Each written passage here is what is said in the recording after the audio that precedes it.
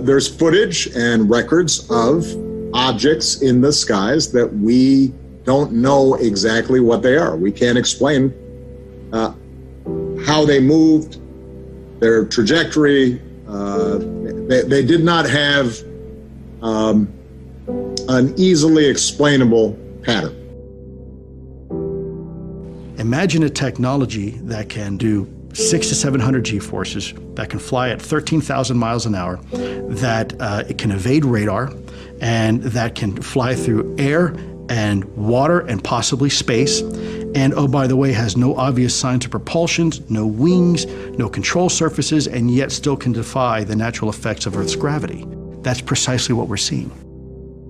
The government has already stated for the record that they're real. I'm not telling you that. The United States government is telling you that.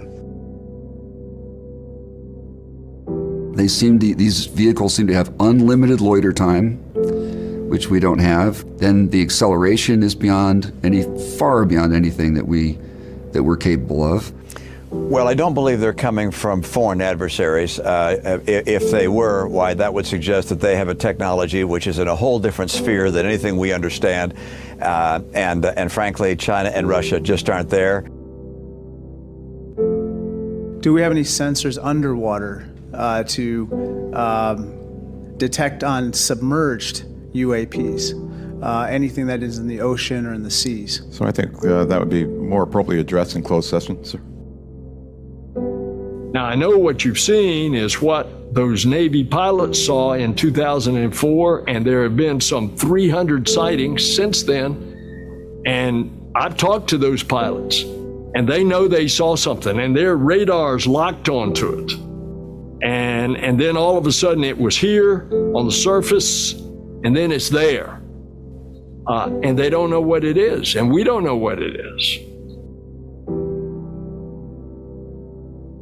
Lieutenant Graves told us pilots training off the Atlantic coast see things like that all the time. Every day. Every day for at least a couple of years. Wait a minute, every day for a couple of years? Mm-hmm. I think some of the phenomena we would be seeing continues to be unexplained and might in fact be some type of phenomenon that is the result of something that we don't yet understand and that could involve some type of activity that some might say constitutes a different form of life. And the main issues that Congress and others have been concerned about are basically safety of flight concerns and counterintelligence issues. But of course, there's always the question of, is there something else that we simply do not understand that might come extraterrestrially?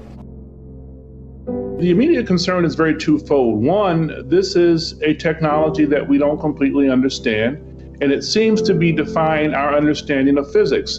And secondly, whoever's operating it or whoever's behind it, these aerial phenomena, seems to be keenly interested in our military capabilities.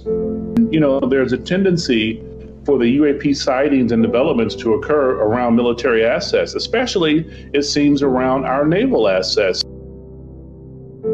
The fact that this is in our airspace and it's real, that's when it becomes compelling and that's when it becomes problematic. The question is, what is it? What are its intentions? What are its capabilities? Who is out there? Who are we? How did we get here?